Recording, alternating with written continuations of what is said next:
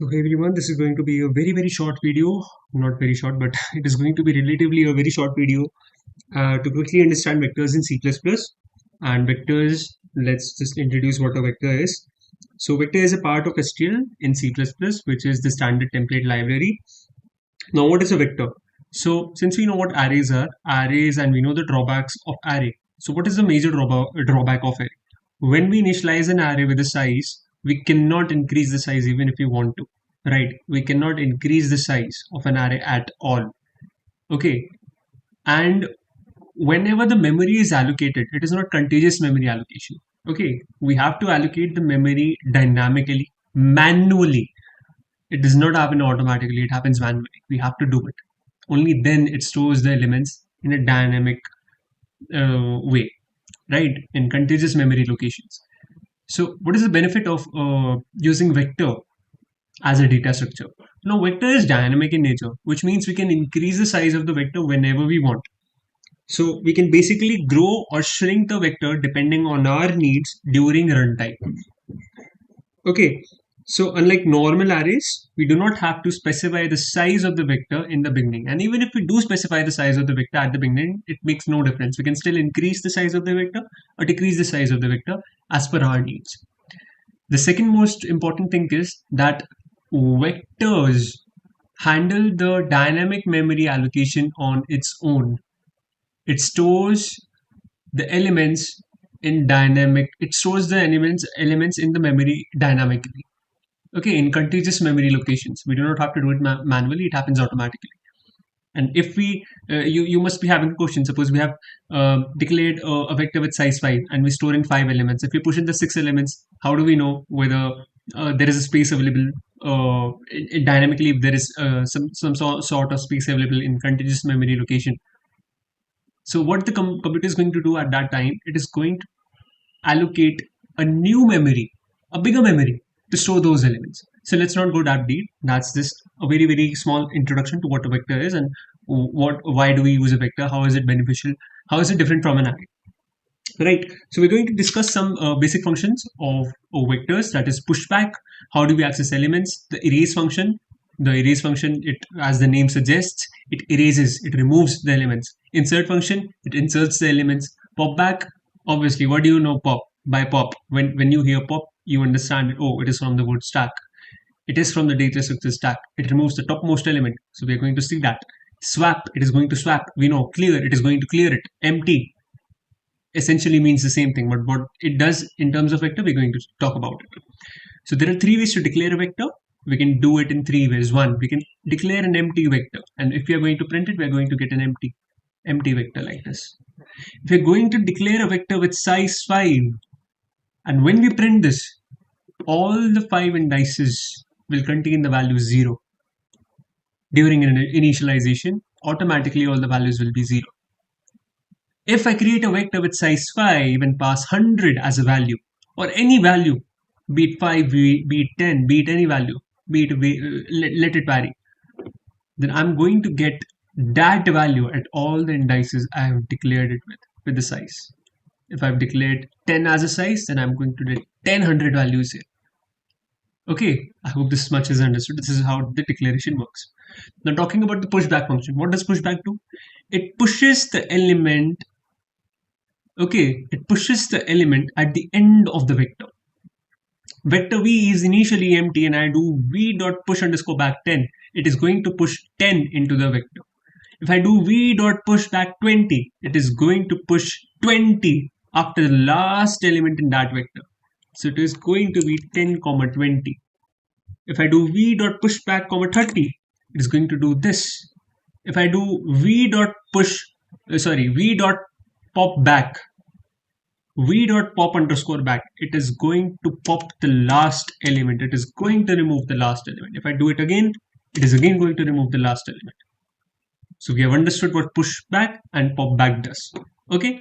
Now we can also use in-place underscore back, but it is not really necessary to know about this. But if you want to, then I have provided a link in the description and you can check it out to know what in-place back does. It is actually much more efficient, but it is not needed for data structures and algorithms. But still, you can take a look at it if you want. Okay, now moving on. How can we access elements in a vector? There are actually two ways you can access elements in a vector. First is we can directly access the elements in a vector, just like we do in arrays, like this. Okay. And another way being, it is actually same. It makes no difference. I've mentioned here three ways, but since both of them are same, then I'm just considering two ways here. The second way being v2 at 0. That means what is the value at index 0 in the vector v2. So let's see vector v2. I have declared the vector v2 here. Vector v2 0 1 2 at at the index 0. At index 0, it is 100, so it is going to print 100. v2 0. Obviously, we are accessing it like an array. Okay, it's not talking about something different. Okay, what is another way to access it? We are going to understand how to access this, but first we need to understand this little thing. What is v dot begin? What is v dot end? Okay, so v dot begin is basically an iterator that points to the starting element of the vector. Okay, it points to the memory location of the vector actually. Okay, it does not point to the element itself, but to the memory location of that element. Okay, so v dot begin points to the memory location of the very first element in a vector. And similarly, v dot end points right after to the memory location of the last element of the vector. So this is the last element of the vector. And v dot end is going to point right after to the memory location of the element. So 5 is the element. Okay. The memory location that v dot end is going to point to is right after the last element's memory location. So this 5. Okay. So this is where we basically think that, oh, end should be here, but no, it points right after to the last element. Okay, so it is going to point here. It is going to point to the memory location that is here. Okay, so remember this. So if we want to access the last element from end, we are going to actually perform IT minus minus, but this is not very much necessary, so we are going to skip it. Suppose we have a vector v4 1 till 10. Okay, so we are going to take IT is equal to v4 dot begin. So this points to the very first element. Okay, it points to the very first element, that is 1. Then I do IT is equal to IT plus 2. IT is equal to IT plus 2. IT points here. Then plus 1 plus 2. IT now points to here. It points to the memory location of element 3. Okay. So now if I print it, it is going to give me 3. Okay. Alright. Now NT is equal to V4 dot N. Now if I try to print this, I'm going to get an error. Because it points right after to the memory location of the last element. So I'll perform NT minus minus. I'm going to decrement NT by 1 to access this element. As I said, this is not needed. This is just for your understanding on how it works. Okay. So this is how it works.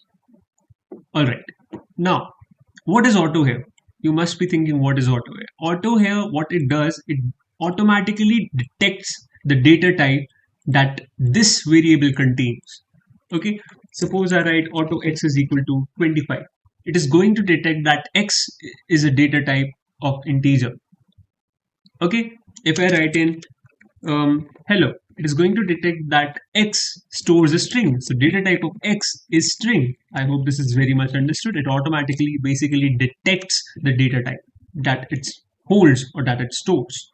Alright, okay, moving on. Now, we have v.r begin and v.r end. So r here stands for reverse. So if begin point v.begin points here, then what should be the reverse of it? Obviously the end part. So it is going to point here. Reverse of begin, it points to the last element's memory location. And v.r end, it points right before the first element's memory location. So the v.r end points here.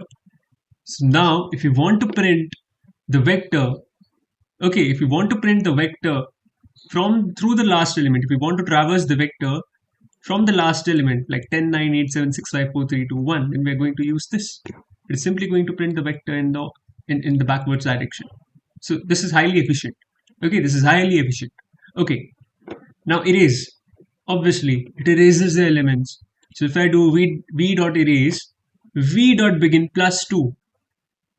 Okay, I have to mention in the iterator v dot begin plus 2. If I do v dot begin, it is going to erase 1.